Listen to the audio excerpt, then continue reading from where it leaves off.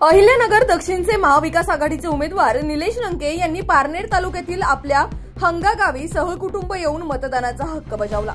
मतदानानंतर पत्रकारांना प्रतिक्रिया देताना निलेश लंके म्हणाले, ही निवडणूक जनतेने हातात घेतली असून आपण 2 लाखाच्या फरकाने निवडून येऊ असा आत्मविश्वास व्यक्त केला। याच बातमीचे काही दृश्य पाठवलेत आमच्या प्रतिनिधी शर्मिला जाधव यांनी, पाहूयात।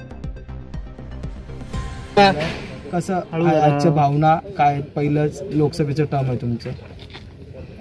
माझ्या राजकीय कालखंडामध्ये प्रत्येक निवडणूक मी एकदाच लढवली आणि ती जिंकून आलेली।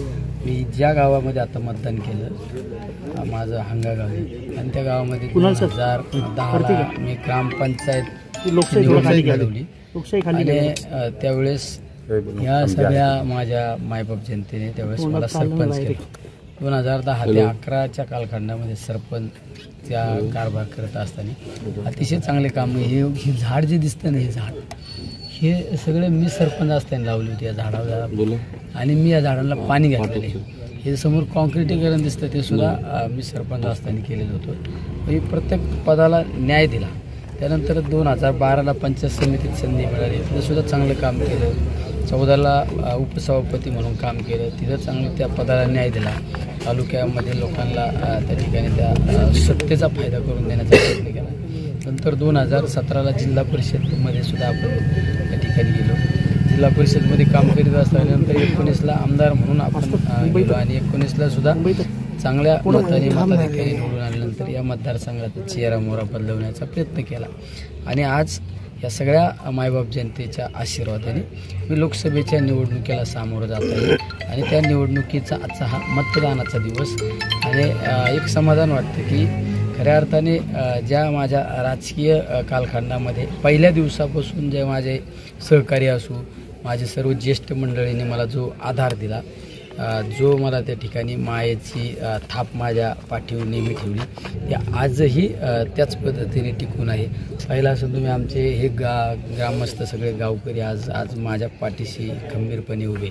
शेवट आपण राजकारणामध्ये आपण किती मोठे झालो त्यापेक्षा आपला पाया म्हणून ज्यांनी काम केलं अडचणीच्या काळात ती सगळी मंडळी आजही माझ्याबरोबर आहे आणि मला एक खात्री आणि विश्वास आहे की ही लोकसभेची निवडणूक मी निश्चित अतिशय चांगल्या मताच्या फरकाने निवडून येणार। पण सर, तुमचा जो प्रतिस्पर्धी आहे त्याला राजकीय वारसा असलेल्या घरांना असं म्हटलं जातं। मागच्या 7 टर्म त्यांचे आजोबा जे ते खासदार होते, त्यानंतर 1 टर्म ते सुद्धा खासदार राहिलेले आहेत। हे आव्हान तुम्ही कसं पाहताय? वारसाचा इथं चालत नाही। शेवट जनतेमध्ये सहभाग काय, जनतेने जर एखादी निवडणूक हातात घेतली तर परिवर्तन अटळ असतं। माझ्या प्रत्येक निवडणुका ह्या ज्यांना राजकीय वारसा आहे, वारसदारांच्या विरोधातच निवडणुका लढवलेल्या आहे, प्रस्थापिताच्या विरोधात। पण ह्या सर्वसामान्य जनतेच्या आशीर्वादाने आधाराने ह्या सगळ्या निवडणुका आजपर्यंत मी जिंकून आलेले आहे। त्यामुळे ही निवडणूकसुद्धा सर्वसामान्य मायबाप जनतेच्या आशीर्वादाने, त्या सर्वसामान्य जनतेच्या ताकदीने ही निवडणूक मी निश्चित निवडूनच येणार। ड्रामा काल रात्री पाहायला मिळाला, तुमच्या कार्यकर्त्यांच्या विरोधातही गुन्हा दाखल झालेला आहे, तर भाजपच्या तालुकाध्यक्षाच्या विरोधातही गुन्हा दाखल झालेला तुमच्या कार्यकर्त्यांनी पाहिला असेल। निवडणूक सुरू झाल्यानंतर ह्या निवडणुकीचं एक चित्र आहे, धनशक्तीच्या विरोधात जनशक्ती। यांनी प्रत्येक ठिकाणी धनशक्तीचा आणि बळाचा वापर करण्याचा प्रयत्न केला।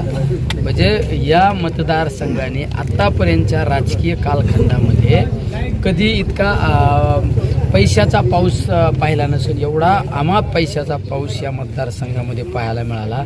काल माझ्याच तालुक्यामध्ये भाजपचा कोण पदाधिकारी त्याच्या गाडीत 8-9 लाख रुपये सापडले। त्याचबरोबरने शिवसेना शिंदे साहेबांच्या गटाचा तालुका प्रमुख वनकुट्यात त्याला सुद्धा लोकांनी सापडवलं, त्याच्याकडे पैसे सापडले। पण शेवट किती पैसे वाटले, काही वाटले, तर ही निवडणूकच जनतेने हातात घेतलेली आहे आणि ज्या प्रशासनाचा इतका गैरवापर केलेला आहे। म्हणजे प्रशासनाच्या गाड्या त्या उमेदवार असो किंवा त्यांच्या कार्यकर्त्यांना सोडवायला जर जात असेल तर याच्या इतक्या राजकारणात मी आतापर्यंत वाईट पाहिलं नाही। म्हणजे काही तर माझ्याकडे असे रेकॉर्डिंग आहेत पोलीस प्रशासनातील LCPच्या, विशेष करून LCPच्या काही कर्मचाऱ्यांचे, निलेश लंकेला जर तुम्ही मतदान केलं तर आम्ही तुमचे धंदे चालून देणार नाही. तर ठीक आहे, हे सत्ता हे काही कोणी अमरपट्टा घेऊन आलेलं नसतं. रावणाचा अहंकारी रावणाचा सुद्धा शेवट झालेला आहे आणि राजकारणामध्ये कोणी अमरपट्टा घेऊन येत नसतं. त्यामुळं ह्या गोष्टीला सुद्धा ही मतदारसंघ माझा मूठमाती दिल्याशिवाय स्वस्त बसणार नाही. 45 दिवसांचा मोठा वेळ जो आहे तर तो प्रचाराला मिळाला. कसा प्रतिसाद होता, काय काय अनुभव आले? मी आत्तापर्यंत अनेक निवडणुका मी स्वतः लढवल्या. अनेक निवडणुकामध्ये मी नेतृत्वाची भूमिका घेतलेली होती. पण मला ह्या निवडणुकीमध्ये तितका अतिशय वेगळा अनुभव आला. तो म्हणजे असा, मी एखाद्या गावात माझं शेड्यूल बनवलेलं असल्यानंतर सर रात्रीचा 8चा टायमिंग दिला, तिथं 12 वाजता 1 वाजता गेलो तरी हजारोच्या संख्येने त्या ठिकाणी लोकांनी उत्स्फूर्तपणे माझं स्वागत केलं. स्वागत केल्यानंतर प्रत्येक गावात गेल्यानंतर लोकांनी लोकवर्गणी सुद्धा मला या निवडणुकीच्या माध्यमातून दिली. म्हणजे याचा अर्थ असा की ही निवडणूक जनतेने हातात घेतलेली निवडणूक. आज मतदान होतंय, काय वाटतं?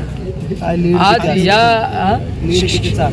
या सगळ्या या राजकीय कालखंडाचा आजचा हा मतदानाचा शेवटचा टप्पा. लीड म्हणजे मी सांगितलं होतं, एका कार्यक्रमात सांगितलं होतं, कम से कम 2 लाख. थँक्यू. चला काय लाईन इथे थांबूया.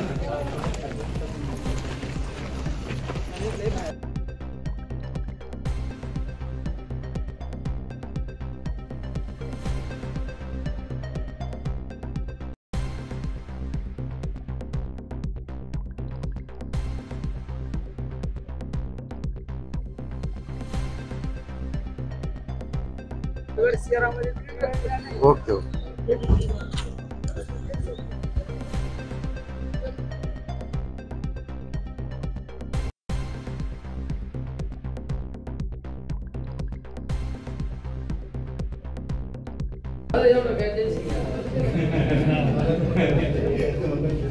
सर पुढे